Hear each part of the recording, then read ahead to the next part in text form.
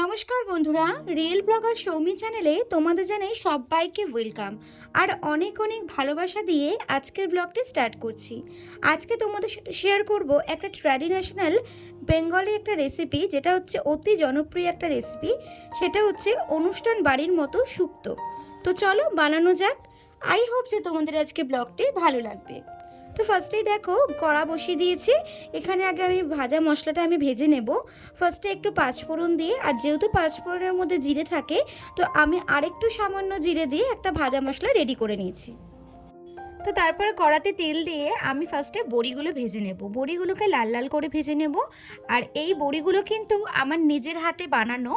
এর আগেও কিন্তু আমার আগের ব্লগে আমার বড়ি দেওয়ার ব্লগ আছে, তোমরা চাইলে কিন্তু চেক আউট করে নিতে পারো।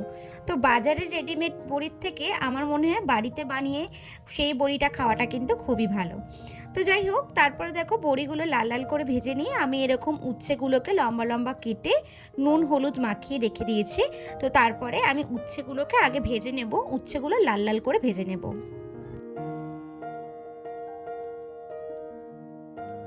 আর আমার এই ভিডিওটি তোমরা যে যেখান থেকে দেখছো না কেন, তোমাদের যদি ফেসবুক পেজ থেকে দেখে থাকো তাহলে বলবো অবশ্যই এটা ফলো করে দিও, আর ইউটিউব চ্যানেল থেকে দেখে থাকলে সাবস্ক্রাইব করে দিও।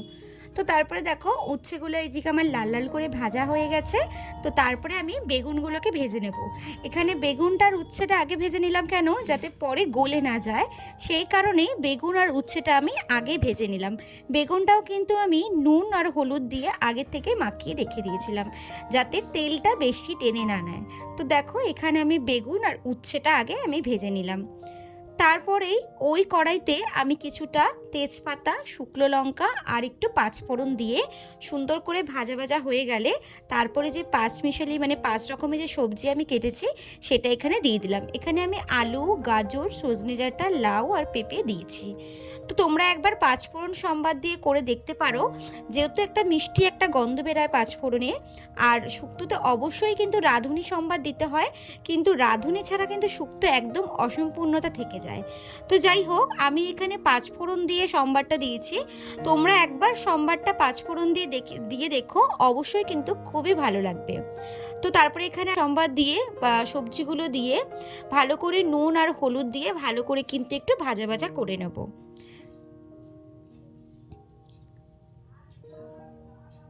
তারপরে একটু ঢাকা দিয়ে আমি এখানে একটু রাঁধুনি আমি একটু বেটে নেব।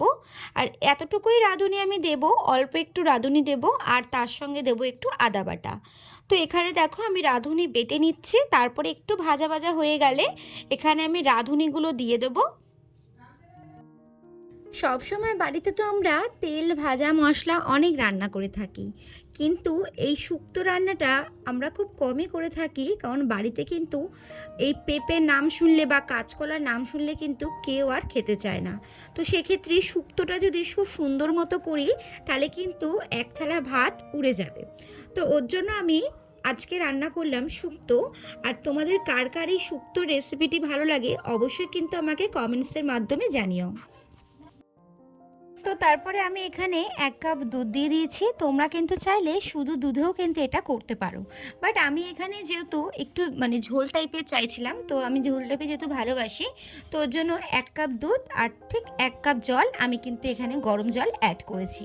তো তারপরে একটু নাড়াচাড়া দিয়ে একটু আমি ঢেকে দেবো এরপরে।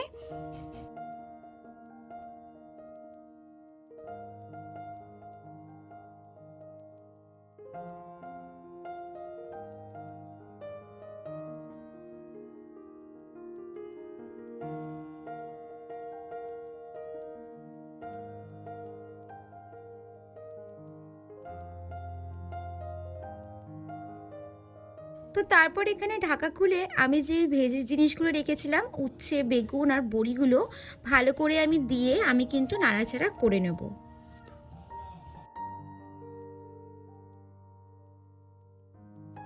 তো একটু ফুটে গেলে আমি এখানে যে ভাজা মশলাটা প্রথমে ভেজে রেখেছিলাম সেটা কিন্তু এখানে আমি অ্যাড করে দেব। আর আমরা সবাই কিন্তু জানি ভাজা মশলার একটা ফ্লেভারটা কিন্তু খুবই সুন্দর আসে। তো তারপর এখানে আমি অ্যাড করব 1 চামচ ঘি। ঘি দিয়ে আমি গ্যাসটা অফ করে সুন্দর করে কিন্তু 5 মিনিটের মতো আমি নাড়াচাড়া করে আমি কিন্তু গ্যাসটাকে অফ করে ঢেকে দেবো। তো বন্ধুরা, তোমরাও এরকম বাড়িতেই খুব সহজেই বানিয়ে নিতে পারো অনুষ্ঠান বাড়ির মতো শুক্তোর রেসিপি। তো আজকের রেসিপিটি কেমন লাগলো অবশ্যই কিন্তু তোমরা লাইক অ্যান্ড কমেন্টস করে জানিও, ভালো লাগলে একটা শেয়ার করে দিও। তো তোমরা যদি আমার ইউটিউব চ্যানেলে প্লিজ কেউ ভিডিওটি দেখে থাকো অবশ্যই কিন্তু পাশে থাকা বেল আইকনটি প্রেস করে সাবস্ক্রাইব করে দিও। তো thank you for watching video. তো আজকের মতো এখানেই টাটা, আবার দেখা হবে কালকে কোনো নতুন ব্লগের সাথে।